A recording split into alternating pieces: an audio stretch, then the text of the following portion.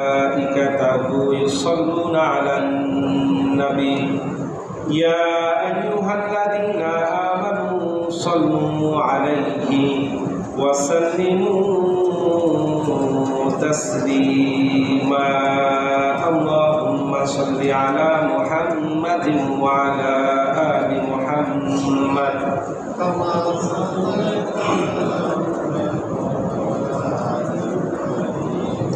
إنك حميد مجيد اللهم بارك على محمد وعلى آل محمد كما باركت على إبراهيم وعلى آل إبراهيم إنك حميد مجيد الحمد لله সম্মানিত উপস্থিতি আজ 27শে জুন 2025 খ্রিস্টাব্দ 13ই আষাঢ় 1432 বঙ্গাব্দ পহেলা মুহররম 1447 হিজরি অর্থাৎ মুহররম মাসের প্রথম জুমায় মহান আল্লাহ পাক রব্বুল আলামিন আমাদের সবাইকে বিভিন্ন দুনিয়াবী ব্যস্ততা থেকে আরাম করে নানান রকম অসুখ বিসুখ রোগ শোক বিপদ আপদ বালা মুসিবত থেকে হেফাজত করে সপ্তাহের সর্বশ্রেষ্ঠ দিনে সপ্তাহের সর্বশ্রেষ্ঠ ইবাদত জুমার নামাজ আদায় করার লক্ষ্যে তার ঘর মসজিদে আসার তৌফিক দিয়েছেন। সেজন্য অন্তরে অন্তঃস্থল থেকে সেই রবের দরবারে তারই শেখানো বাক্যে কালিমাতুল শুকর আদায় করে আলহামদুলিল্লাহ রব্বানা লাকাল হামদ হামদান কাসীরান তাইয়িবান মুবারাকান ফীহি সকল প্রশংসা একজনের জন্য, তিনি কে? সম্মানিত উপস্থিতি, আজকে আমরা যে বিষয়ের উপর আলোচনা করব তার শিরোনাম হলো হিজরি সনের গুরুত্ব, তাৎপর্য এবং মুহররম মাসের ফজিলত। সম্মানিত উপস্থিতি, আরবি ক্যালেন্ডার বা হিজরি সনের প্রথম মাস হলো মুহররম। আজ সেই মুহররম মাসের প্রথম জুমা। মুহররম শব্দের অর্থ হলো সম্মানিত, নিষিদ্ধ, মর্যাদাবান। আরবি বা হিজরি সনের প্রথম মাস হিসাবে এর গুরুত্ব যেমন অপরিসীম তেমনি ফজিলত সীমাহীন। কিভাবে শুরু হলো এই হিজরি সন ব্যবস্থা? এর পেছনে একটা ঐতিহাসিক প্রেক্ষাপট আছে। মূলত এই হিজরি সন ব্যবস্থা প্রবর্তনের পূর্বে তৎকালীন আরবের জন্য নির্দিষ্ট নির্ধারিত নিজস্ব কোনো ক্যালেন্ডার বা দিনপঞ্জি ছিল না। তখন বিভিন্ন ঐতিহাসিক ঘটনার উপর নির্ভর করে দিন তারিখ মনে রাখা হতো। যেমন রাসূল কারীম সাল্লাল্লাহু আলাইহি সাল্লাম যে বছর জন্মগ্রহণ করেন, ঠিক ওই বছর তার জন্মের বেশ কিছুদিন আগে ইয়েমেনের গভর্নর আব্রাহা বিশাল বড় এক হস্তি বাহিনী নিয়ে কাবা ঘর ধ্বংস করতে আসে। এজন্য ওই বছরকে বলা হয় আমুল ফিল বা হস্তি বর্ষ। ইতিহাসের পাতায় বর্ণিত হয় মুহাম্মদ সাল্লাল্লাহু আলাইহি ওয়াসাল্লাম ফি আমিল ফিল, যে রাসূল কারীম সাল্লাল্লাহু আলাইহি ওয়াসাল্লাম হস্তি বর্ষে জন্মগ্রহণ করেন। যদিও তখন পারস্য এবং রোমান জাতিদের নিজস্ব ক্যালেন্ডার বা সন ব্যবস্থা ছিল। মূলত রাসূল কারীম সাল্লাল্লাহু আলাইহি ওয়াসাল্লামের যুগ থেকে শুরু করে খোলাফায়ে রাশিদিনের প্রথম খলিফা হযরত আবু বকর সিদ্দিক রাদিয়াল্লাহু তাআলা আনহুর শাসনকাল পর্যন্ত মুসলিমদের নিজস্ব কোনো সন ব্যবস্থা ছিল না। এই হিজরি সন ব্যবস্থা মূলত প্রবর্তন করা হয় ইসলামের দ্বিতীয় খলিফা হযরত ওমর ইবনে খাত্তাব রাদিয়াল্লাহু তাআলা আনহুর শাসনকালে। আপনারা জানেন যে ওমর রাদিয়াল্লাহু তাআলা আনহুর খেলাফতকালে ইসলামী সাম্রাজ্যের সীমানা পারস্য সাম্রাজ্য থেকে শুরু করে বাইজেন্টাইন সাম্রাজ্য এবং রোমান সাম্রাজ্য থেকে শুরু করে ইউরোপের ককেশাস অঞ্চল পর্যন্ত পৌঁছে গিয়েছিল। ইতিহাসে বর্ণিত হয় ওমর রাদিয়াল্লাহু তাআলা আনহুর শাসনকালে ইসলামী সাম্রাজ্যের সীমানা ছিল 60 লক্ষ বর্গ কিলোমিটার, অর্থাৎ আমাদের প্রায় 40টা বাংলাদেশের সমান। বাংলাদেশের আয়তন কত?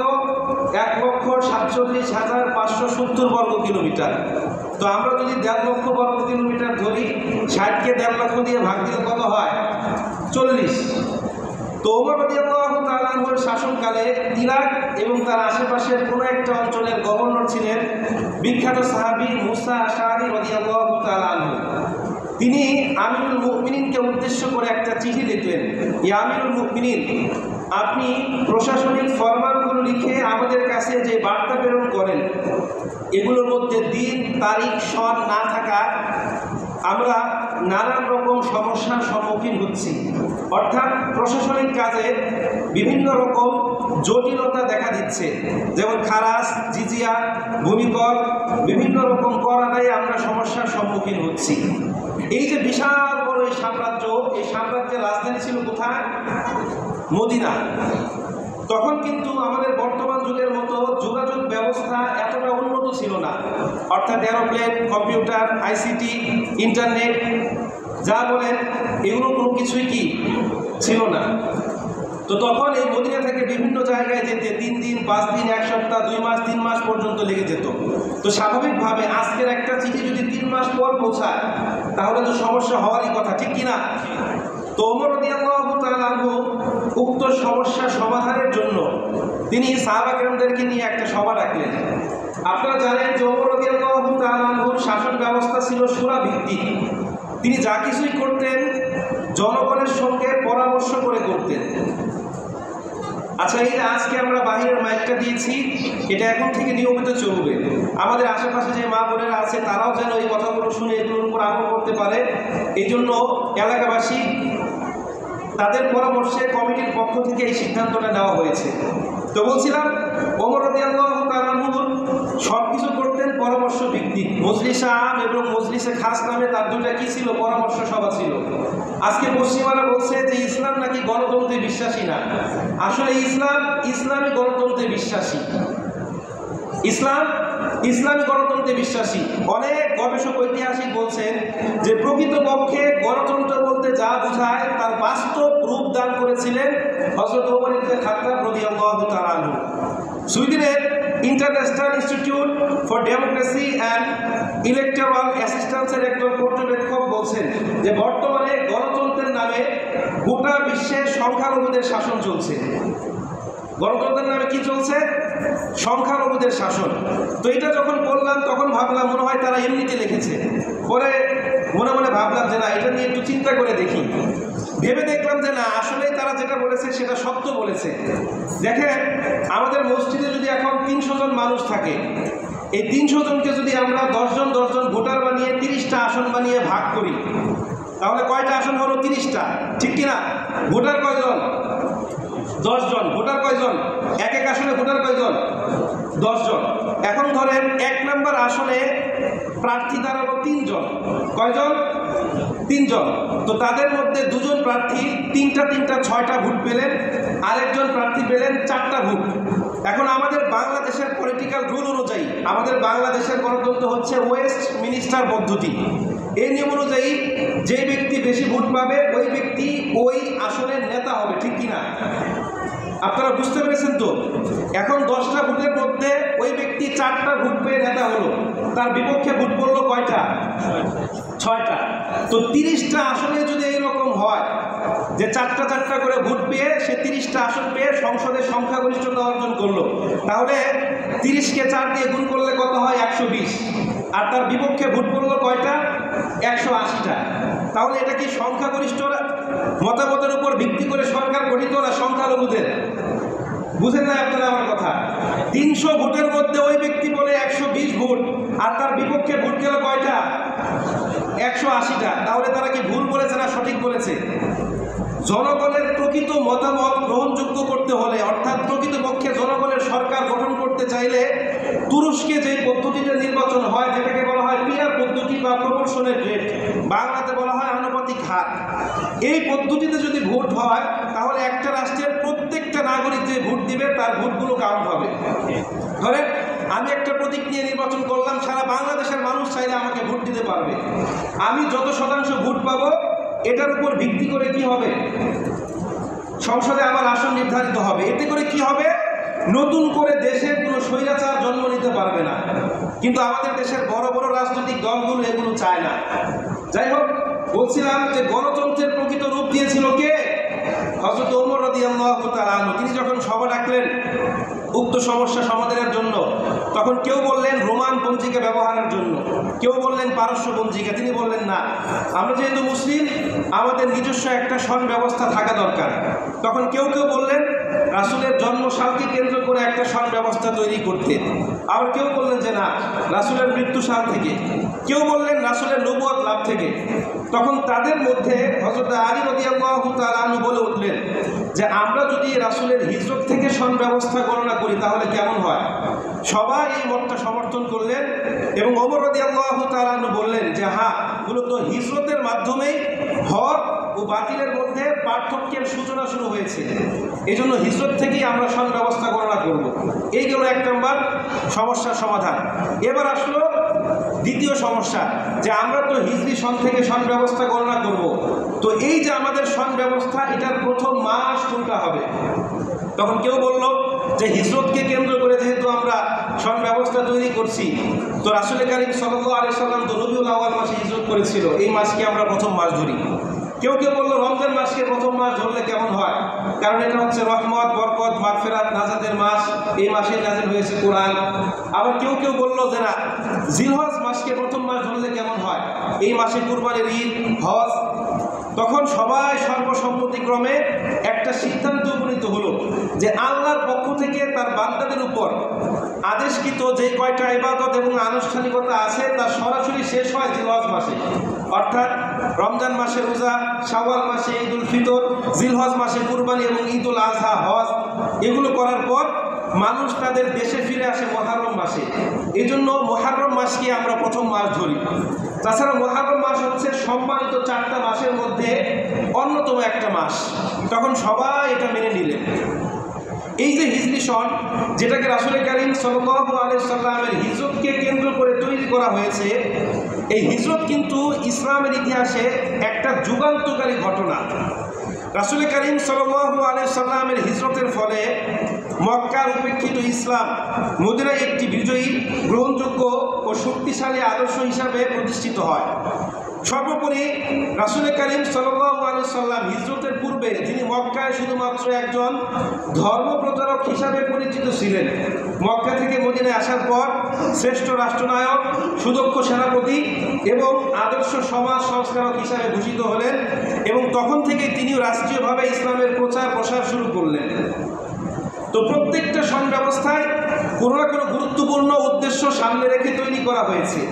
এই যে বর্তমানে আমাদের বাংলাদেশ সহ গোটা বিশ্বে আন্তর্জাতিকভাবে যে সন ব্যবস্থা প্রচলিত, যেটাকে আমরা বলি ইংরেজি সন, এটা কিন্তু মোটেও ইংরেজি সন না। এটা হচ্ছে খ্রিস্টাব্দ বা খ্রিস্টানদের ধর্মীয় সন। যীশু খ্রিস্টের জন্মের প্রায় 1600 বছর পর, অর্থাৎ 1582 খ্রিস্টাব্দে পোপ অষ্টম গ্রেগরি তৎকালে প্রচলিত প্রাচীন জুলিয়ান ক্যালেন্ডারকে কয়েক দফা পরিবর্তন সংশোধন করে যে সন ব্যবস্থা তৈরি করে, পরবর্তীতে সেটাই খ্রিস্টিয়ান ক্যালেন্ডার বা গ্রেগরিয়ান ক্যালেন্ডার হিসাবে গোটা বিশ্বে পরিচিতি লাভ করে। এটা যে খ্রিস্টানদের ধর্মীয় সন ব্যবস্থা, তার সবচেয়ে বড় প্রমাণ পাওয়া যায় অনেক সময় এই ইংরেজি সনটা আমরা ইংরেজিতে লেখার পর এর পাশে লিখি এডি, অর্থাৎ 2025 এডি। এডি হচ্ছে একটা সংক্ষিপ্ত রূপ, এর পূর্ণ রূপ হচ্ছে অ্যানো ডোমিনি, একটা লাতিন ভাষার শব্দ। এর অর্থ হচ্ছে in the year of our Lord, অর্থাৎ আমাদের প্রভুর বছর। তো এখান থেকে বোঝা যায় এই খ্রিস্টাব্দ হচ্ছে খ্রিস্টানদের ধর্মীয় সন। তো ধর্মীয় মূল্যবোধের দিক থেকে আমরা যেহেতু মুসলিম, তাই এটার সঙ্গে আমাদের ধর্মীয় কোনো সম্পর্ক নাই। আবার জাতিগতভাবে যেহেতু আমরা বাঙালি, এটার সাথে আমাদের জাতিগত কোনো সংশ্লিষ্টতাও নাই। আছে কি জাগতিক সম্পর্ক, অর্থাৎ আধুনিক বিশ্বের সাথে keep up with same race, সমান তালে তাল মিলিয়ে চলতে গেলে অবশ্যই আমাদের কি করতে হবে, ইংরেজি সন ব্যবস্থা গণনা করতে হবে। তবে এটা নিয়ে কোনো প্রকার বাড়াবাড়ি করা যাবে না।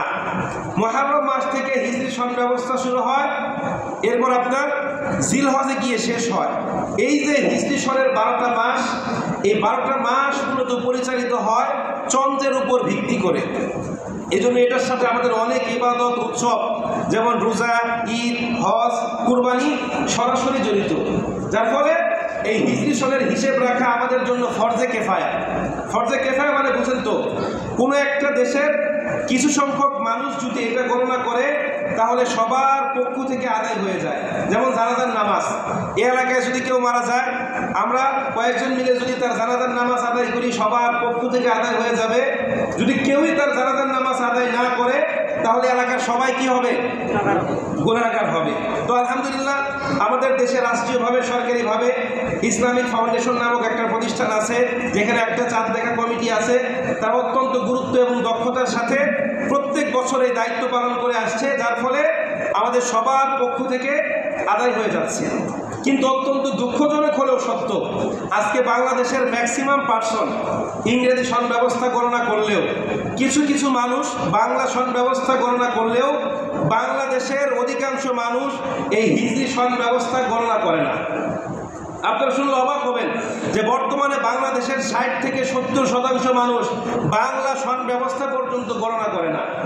বিশেষ বিশেষ দিনে আমাদের মধ্যে বাঙালি চেতনাবোধ জাগ্রত হয়, যেমন পহেলা বৈশাখ, 21শে ফেব্রুয়ারি, 8 ফাল্গুন বা পহেলা ফাল্গুন, বিশেষ বিশেষ দিবসে আমরা একটু আনন্দ উৎসব উদযাপন করার জন্য নিজেদেরকে বাঙালি পরিচয় দিই, ঠিক কিনা? আপনারা শুনলে অবাক হবেন যে বাংলাদেশের ম্যাক্সিমাম পার্সন এই যে হিজরি সনের 12টা মাস, এই 12টা মাসের নাম পর্যন্ত ঠিক করে বলতে পারে না। অনেকে বলতে পারলেও এর ক্রোনোলজি বা সিকোয়েন্স মেনটেন করতে পারে না। তো আজকে যেহেতু প্রসঙ্গক্রমে এসেই গেল, আমি একবার বলছি, আপনারা সবাই আমার সঙ্গে ঠোঁট মিলানোর চেষ্টা করেন। বলেন মুহররম, সফর, রবিউল আউয়াল, রবিউল সানি, জুমাদুল আউয়াল, জুমাদুল সানি, রজব, শাবান, রমাদান, শাওয়াল, জিলকদ, জিলহজ। আল্লাহ পাক রব্বুল আলামিন আমাদের সবাইকে এই 12টা মাসের নাম মনে রাখার মতো তৌফিক দান করুন। তো আজকে আমাদের আলোচনার শিরোনাম ছিল হিজরি সনের গুরুত্ব এবং মুহররম মাসের ফজিলত। এতক্ষণ আমরা হিজরি সনের গুরুত্ব নিয়ে আলোচনা করলাম, এবার আসি মুহররম মাসের টপিকে। তো মুহররম শব্দের অনেকগুলো অর্থ আছে। 1 নম্বর অর্থ হচ্ছে নিষিদ্ধ। বিশ্বনবী সাল্লাল্লাহু আলাইহি সাল্লামের আবির্ভাবের অনেক আগ থেকেই এই মুহররম মাস সহ মোট 4টা মাস যুদ্ধ বিগ্রহ, মারামারি, কাটাকাটি, হানাহানি নিষিদ্ধ ছিল। এমনকি রাসূল কারীম সাল্লাল্লাহু আলাইহি সাল্লামের আবির্ভাবের পরও এই নিষেধাজ্ঞা বহাল ছিল, কিন্তু কাফেরদের পক্ষ থেকে অতিমাত্রায় বাড়াবাড়ির কারণে পরবর্তীতে সেই নিষেধাজ্ঞা প্রত্যাহার করা হয়। যে 4টা মাসে আল্লাহ পাক রব্বুল আলামিন যুদ্ধ বিগ্রহ নিষিদ্ধ করেছেন, সেই 4টা মাস হচ্ছে মুহররম, রজব, জিলকদ এবং জিলহজ। তো মুহররম মাসের 2 নম্বর অর্থ হচ্ছে সম্মানিত। সূরা তাওবার 36 নম্বর আয়াত আল্লাহ পাক রব্বুল আলামিন বলেন, ইন্না ইদ্দাতাশ শুহুর ইনদাল্লাহি 12 শাহরান ফি কিতাবিল্লাহ ইয়াওমা খালাকাস সামাওয়াতি ওয়াল আরদা মিনহা আরবাতুন হুরুম। আল্লাহ পাক বলছেন, নিশ্চয়ই আসমান, জমিন, চন্দ্র, সূর্য এগুলো সৃষ্টির সূচনা লগ্ন থেকেই আল্লাহ পাক রব্বুল আলামিনের গণনায় মাস হচ্ছে 12টা। তার মধ্যে 4টা মাস হচ্ছে কি? সম্মানিত। তো মাস কয়টা? 12টা। এগুলো কে নির্ধারণ করেছেন? আল্লাহ পাক রব্বুল আলামিন। কখন থেকে? যেদিন চন্দ্র, সূর্য, গ্রহ, নক্ষত্র, পৃথিবীর সব কিছু সৃষ্টি করা হয়, ওই দিন থেকে মাস হচ্ছে 12টা। আল্লাহ পাক বলেন, যালিকা দ্বীনুল কাইয়িম, এটা হচ্ছে আল্লাহর পক্ষ থেকে একটা চিরস্থায়ী সুস্পষ্ট বিধান, এটার মধ্যে কোনো প্রকার পরিবর্তন নাই। ফালা তাসলিমু ফীহিন্না আনফুসাকুম, সুতরাং তোমাদের মধ্যে কেউ যেন এই যে পবিত্র মাস, এই পবিত্র মাসগুলোর যথাযথ সম্মান মর্যাদা ক্ষুণ্ণ করে এই মাসগুলোতে নিজেদের উপর জুলুম না করে। তাফসীর ইবনে কাসিরের মধ্যে বর্ণিত হয়েছে, এই যে 4টা সম্মানিত মাস, এই সম্মানিত মাসগুলোতে যদি আমরা গুরুত্বের সঙ্গে ইবাদত বন্দেগী করি, তাহলে অন্য অন্য মাসগুলোতেও আল্লাহ পাক রব্বুল আলামিন আমাদেরকে বেশি বেশি ইবাদত বন্দেগী করার তৌফিক দিয়ে দিবেন। সবাই বলেন সুবহানাল্লাহ। সম্মানিত উপস্থিতি, এবার আসি আমরা এই মুহররম মাসের আমল। তো কোরআনের আয়াত থেকে আমরা জানতে পারলাম যে এই মাসে একটু বেশি বেশি ইবাদত বন্দেগী করা দরকার। এখন আমরা কিভাবে ইবাদত বন্দেগী করব? অনেকে জিজ্ঞাসাবাদ করেন। দেখেন, এই মাসের জন্য নির্দিষ্ট বা নির্ধারিত কোনো ইবাদত বন্দেগী নাই। অন্য অন্য মাসের মতো আপনি এই মাসে একটু বেশি বেশি নফল নামাজ আদায় করবেন, নফল রোজা রাখার চেষ্টা করবেন। তো সেই হিসাবে এই মাসের প্রথম আমল হচ্ছে বেশি বেশি রোজা রাখা। অন্য অন্য মাসের চাইতে এই মাসে রোজা রাখলে অনেক বেশি সওয়াব পাওয়া যায়। দলিল কিতাবের সহিহ মুসলিম হাদিস নাম্বার 1163। রাসূল করিম সাল্লাল্লাহু আলাইহি সাল্লাম বলেন, আফদালুস সিয়ামি বা'দা রমাদান শাহরুল্লাহিল মুহাররম ওয়া আফদালুস সালাতি বা'দাল ফারিদা সালাতুল লাইল আও কামা ক্বালা আলাইহিস সালাতু ওয়াস সালাম। রাসূল বলছেন যে রমজান মাসের পর আল্লাহ পাক রব্বুল আলামিনের কাছে বান্দার সবচেয়ে প্রিয় যে রোজা সেটা হচ্ছে আল্লাহর মাস মুহররম মাসের রোজা। জোরে বলেন সুবহানাল্লাহ। এরপর রাসূল বলেন, ওয়া আফদালুস সালাতি বা'দাল ফারিদা সালাতুল লাইল, ফরজ ইবাদতের পর আল্লাহর কাছে বান্দার সবচেয়ে প্রিয় নামাজ হচ্ছে রাত্রিকালীন নামাজ, অর্থাৎ যেটাকে আমরা বলি তাহাজ্জুদের নামাজ। তো এই যে হাদিস, এই হাদিসের মতনের দিকে আপনারা যদি লক্ষ্য করেন, রাসূল বলছেন যে রমজান মাসের পর আল্লাহর কাছে সবচেয়ে প্রিয় হচ্ছে আল্লাহর মাস মুহররম মাসের রোজা। এর মানে মুহররম মাস আল্লাহর, বাকি 11টা মাস কি আল্লাহর নয়? বাকি 11টা মাসও আল্লাহর। এখানে আল্লাহর মাস বলে এই মাসের গুরুত্ব বোঝানো হয়েছে। এই মাসে এমন একটা দিন আছে যেই দিন আল্লাহ পাক রব্বুল আলামিন অতীতের অনেক জাতিকে ক্ষমা করেছেন। আমরাও যদি আল্লাহর কাছে চাই, আল্লাহ পাক রব্বুল আলামিন আমাদেরকেও কি করবেন? ক্ষমা করবেন। সেই দিনটা কোন দিন বলেন তো? ইয়াউমু আশুরা বা মুহররমের 10ম দিন। তো এই মাসের দ্বিতীয় আমল হচ্ছে মুহররম মাসের 10 তারিখে রোজা রাখা। কয় তারিখে রোজা রাখা? 10 তারিখে রোজা রাখা। তাফসীর ইবনে কাসিরের মধ্যে বর্ণিত হয়েছে, সূরাতুল বাকারার 183 নম্বর আয়াত, আল্লাহ পাক বলেন, ইয়া আইয়ুহাল্লাযীনা আমানু কুতিবা আলাইকুমুস সিয়াম কামা কুতিবা আলাল্লাযীনা মিন ক্বাবলিকুম, হে ঈমানদারগণ, তোমাদের উপর রোজা ফরজ করা হয়েছে যেমনিভাবে তোমাদের পূর্ববর্তীদের উপর রোজা ফরজ করা হয়েছিল। তো মুফাসসিরিনে কেরাম বলছেন, এখানে পূর্ববর্তী রোজা বলতে আশুরার রোজা বোঝানো হয়েছে, অর্থাৎ রমজানের আগে মূলত পরোক্ষভাবে আশুরার রোজা ফরজ ছিল। পরবর্তীতে এই আয়াত নাজিল হওয়ার পর আশুরার রোজা নফল হয়ে যায়, রমজানের রোজা ফরজ হয়ে যায়। রাসূল করিম সাল্লাল্লাহু আলাইহি সাল্লাম সহিহ মুসলিমের 1162 নম্বর হাদিসের মধ্যে বলেন, সিয়ামু ইয়াউমি আশুরা ইন্নী আহতাসিব আলাল্লাহি আইয়ুকাফিরা সানাতাল্লাযী ক্বাবলাহু, আমি আমার আল্লাহর কাছে এই আশা রাখি যে এই যে আশুরার দিবসের রোজা, এটার বিনিময়ে আল্লাহ পাক রব্বুল আলামিন অতীতের 1 বছরের সগীরা গুনাহগাতা মাফ করে দিলেন। জোরে বলেন সুবহানাল্লাহ। এবার আসেন কিভাবে আমাদের কাছে এই আশুরার দিনটা এলো। কিতাবের সহিহ বুখারী হাদিস নাম্বার 2004, হাদিসের বর্ণনাকারী হযরত ইবনে আব্বাস রাদিয়াল্লাহু তাআলা আনহু, যেহেতু সময় স্বল্প আমি শুধুমাত্র বাংলা অনুবাদ করছি, তিনি বলেন, রাসূল যখন মক্কা থেকে মদিনায় হিজরত করলেন তখন তিনি মদিনার ইহুদিদেরকে রোজাদার অবস্থায় পেলেন। তখন তিনি বললেন, মা হাদানিল ইয়াউম আল্লাতী তাসুমুনাহু, এটা কোন দিন যেদিন তোমরা রোজা রাখছো? তখন তারা বললেন, এটা হচ্ছে একটা মহান দিন যেদিন আল্লাহ পাক রব্বুল আলামিন ফেরাউন এবং তার অনুসারীদেরকে ধ্বংস করেছিল, মুসা আলাইহিস সালাতু ওয়াস সালাম এবং তার অনুসারীদেরকে নাজাত দিয়েছিল, যার ফলে মুসা আলাইহিস সালাতু ওয়াস সালাম এই দিনটাতে রোজা রেখেছিল। আমরাও তার কৃতজ্ঞতা স্বরূপ এই দিনে রোজা রাখি। তখন রাসূল বললেন যে মুসা আলাইহিস সালাতু ওয়াস সালামের ব্যাপারে তোমাদের চাইতে আমরা বেশি হকদার, অর্থাৎ তিনিও আল্লাহর দ্বীনের উপর ছিল, আমরাও আল্লাহর দ্বীনের উপর। তোমরা মুসা আলাইহিস সালাতু ওয়াস সালামের ধর্মকে বিকৃত করেছো। তখন রাসূল এই দিনটাতে রোজা রাখতেন এবং সাহাবা কেরামদেরকে রোজা রাখার আদেশ দিলেন। এবার আসেন আমরা মুহররমের রোজা কিভাবে রাখবো। কিতাবের নাম সহিহ ইবনে খুজাইমা হাদিস নাম্বার 2095, রাসূল বলেন, সুমু আশুরা ওয়া খালিফুল ইয়াহুদা, তোমরা আশুরার রোজা রাখো কিন্তু ইহুদিদের বিরুদ্ধচারণ করো, অর্থাৎ ইহুদিরা যেভাবে আশুরার রোজা রেখেছে তোমরা সেভাবে রোজা রাখো না।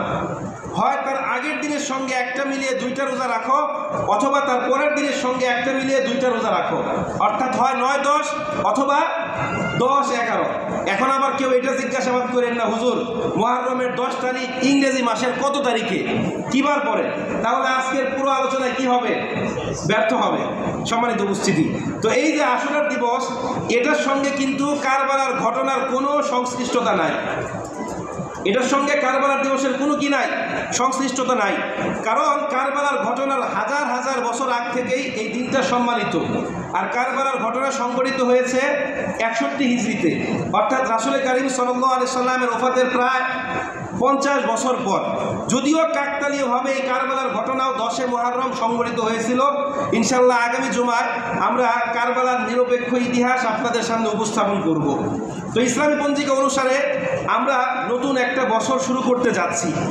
প্রত্যেকটা নতুনত্বের মধ্যেই আমরা পরিবর্তনের আশা এবং ভালো কিছু কামনা করি। তবে আমাদের মনে রাখতে হবে যে আমাদের প্রত্যেকটা দিন নতুন দিন, প্রত্যেকটা মুহূর্ত হচ্ছে নতুন মুহূর্ত। আল্লাহ পাক রব্বুল আলামিন সূরাতুল আনআমের 60 নম্বর আয়াতের মধ্যে বলেন, ওয়াহুয়াল্লাযী ইয়াতাওয়াফাকুম বিল-লাইল ওয়া ইয়া'লামু মা জারাহতুম বিন-নাহার সুম্মা ইয়াবআসুকুম ফীহি লিয়াকদা আজালুম মুসাম্মা। তিনি সেই সত্তা যিনি রাতের বেলায় তোমাদেরকে মৃত্যু দেন এবং দিনের বেলায় তোমাদেরকে জীবন ফিরিয়ে দেন। কেন? যাতে করে তোমরা নির্দিষ্ট নির্ধারিত সময়টা পূর্ণ করতে পারো। এই যে আল্লাহ পাক আমাদের কাউকে 50 বছর, 60 বছর, 100 বছর হায়াত দিয়েছে, এই সময়টা যেন আমরা পূর্ণ করতে পারি, এই জন্য এত পাপাচার, এত জুলুম, এত নিপীড়ন, এত নির্যাতন, এত হারাম খাওয়ার পরও আল্লাহ পাক রব্বুল আলামিন আবার আমাদেরকে জীবন দিচ্ছেন। কালকে আপনি একটা খুন করবেন, আপনি একটা খারাপ কাজ করবেন, এটা কি আল্লাহ পাক জানেন না? পরশুদিন তো আপনি তওবা করতে পারেন, এটা কি আল্লাহ পাক জানেন না? তো কালকে আপনি খারাপ কাজ করবেন, আপনার দ্বারা 100 মানুষ নিহত হবে, এটা জানার পরও আল্লাহ পাক কেন কালকে আপনাকে আবার ঘুম থেকে জাগ্রত করেন? লিয়াকদা আজালুম মুসাম্মা। এই যে আল্লাহ পাক আমাদেরকে নির্ধারিত সময় দিয়েছে, এই সময়টা যেন আমরা পূর্ণ করতে পারি, এই জন্য আল্লাহ পাক বলেন, সুম্মা ইলাইহি মারজিউকুম সুম্মা ইউনাব্বিউকুম বিমা কুনতুম তা'মালুন। কারণ মৃত্যুর পর তোমাদেরকে তার নিকট ফিরে যেতে হবে এবং তিনি তোমাদের সকল কৃতকর্ম সম্পর্কে কি দিবে? সংবাদ দিবে, আমাদেরকে জানাবে যে তুমি এই ভালো কাজ করেছিলে, এই খারাপ কাজ করেছিলে। সম্মানিত উপস্থিতি, তো এই জন্য রাসূল কারীম সাল্লাল্লাহু আলাইহি সাল্লাম আমাদেরকে শিখিয়েছেন, প্রত্যেক দিন সকালবেলা আমরা যখন ঘুম থেকে উঠব তখন রবের দরবারে হৃদয় রিংড়ানো প্রার্থনা, কৃতজ্ঞতা, শুকরিয়া, সফলতা ও বরকতের দোয়া দিয়ে নতুন দিনটা শুরু করতে, আর রাতের বেলায় যখন আমরা ঘুমোতে যাব তখন সারা দিনের যাবতীয় পাপ কাজের জন্য আল্লাহর কাছে ক্ষমা চেয়ে ঘুমোতে। কিন্তু আমরা দুইটাই করি নাফরমানির সঙ্গে, অর্থাৎ রাতের বেলায় ফোন চাপতে চাপতে কখন ঘুমিয়ে যায় কোনো খোঁজ খবর থাকে না, আবার কখন শুভে সাদেক হয়, কখন ফজর হয়, কখন ইশরাক হয়, এটার কোনো খবরও আমাদের থাকে না, ঠিক কিনা? সম্মানিত উপস্থিতি, ধরেন এই যে হিজরি সনের একটা বছর আমাদের জীবন থেকে চলে গেল, আমরা যদি একটু হিসাব করে দেখি যে একটা বছরে আমরা কোন খাতে কি পরিমাণ সময় ব্যয় করলাম, তাহলে আমরা আমাদের জীবনের একটা ইতি টানতে পারবো। আমরা যদি 60 বছর বয়সী একজন মানুষের জীবন নিয়ে গবেষণা করি, তাহলে আমরা সহজে অনুধাবন করতে পারবো যে আমাদের জীবনের কত ভাগ সময় আমরা আল্লাহকে দেই আর কত ভাগ সময় আমরা নিজেদের জন্য ব্যয় করি। ধরেন প্রত্যেক দিন যদি আমরা 6 ঘন্টা সময় ঘুমের পিছনে ব্যয় করি, তাহলে আমাদের এক বছরে হয় 2190 ঘন্টা, যেটাকে 60 বছরে গুণ করলে হয় 1,31,400 ঘন্টা। এই সময়টাকে যদি আমরা বছরে কনভার্ট করি তাহলে হয় 15 বছর, অর্থাৎ 60 বছরের মধ্যে 15 বছর শুধুমাত্র আমরা ঘুমিয়ে কাটিয়ে দিই। প্রত্যেক দিন যদি 1 ঘন্টা করে আমরা খাবারের পেছনে ব্যয় করি, তাহলে আমাদের 60 বছরের মধ্যে 2.5 বছর শুধুমাত্র খাবারের পেছনে ব্যয় হয়। প্রত্যেক দিন যদি 8 ঘন্টা সময় আমরা পড়াশোনা বা কাজের পিছনে ব্যয় করি, তাহলে 60 বছরে 1,75,200 ঘন্টা, বছরের হিসাব করলে 20 বছর শুধুমাত্র আমরা পড়াশোনা বা কাজের পিছনে ব্যয় করি। এভাবে হিসাব করলে দেখা যায় আমাদের জীবনের ম্যাক্সিমাম সময়, সিংহভাগ সময় আমরা কার পিছনে ব্যয় করি? নিজেদের পিছনে না আল্লাহর পিছনে? সবাই মনে হয় বুঝেন না, নিজেদের পিছনে না আল্লাহর পিছনে? কিন্তু এই জীবনটা কার দেওয়া? যে আমাকে এই জীবনটা দিয়েছে তাকে আমি মিনিমাম সময়টুকু দিচ্ছি না। অর্থাৎ 5 ওয়াক্ত নামাজ মসজিদে এসে পড়লে সময় বেশি লাগবে বলে আমরা মসজিদেও ঠিকমতো আসি না। কত বড় বিশ্বাসঘাতক আমরা, দেখেন। মানে নিজেদের ক্যালকুলেশনে, নিজেদের পরিসংখ্যানে আমরা নিজেরাই কি করে যাই? হেরে যাই। তো এই যে নতুন একটা বছর আমরা শুরু করতে যাচ্ছি, আমরা আল্লাহর কাছে প্রতিজ্ঞা করি যে অতীতের বছরে আমরা যে গুনাহগুলো করেছি আল্লাহ পাক রব্বুল আলামিন যেন আমাদেরকে ক্ষমা করে দেয়। সামনে যে নতুন বছরটা আসছে, এই নতুন বছরে যেন আমরা আল্লাহ পাক রব্বুল আলামিনের আদেশ এবং রাসূলের দেখানো পদ্ধতি অনুযায়ী আমাদের জীবনগুলোকে পরিচালনা করতে পারি। সবাই বলে আমিন। এই যে একটা বছর, 12টা মাস, 52টা সপ্তাহ, 365টা দিন আমাদের কাছ থেকে অতীত হয়ে গেল। এখন আমরা যদি চেষ্টা করি একটা মুহূর্ত সময়কে ফিরিয়ে আনতে পারবো? বলেন পারবো?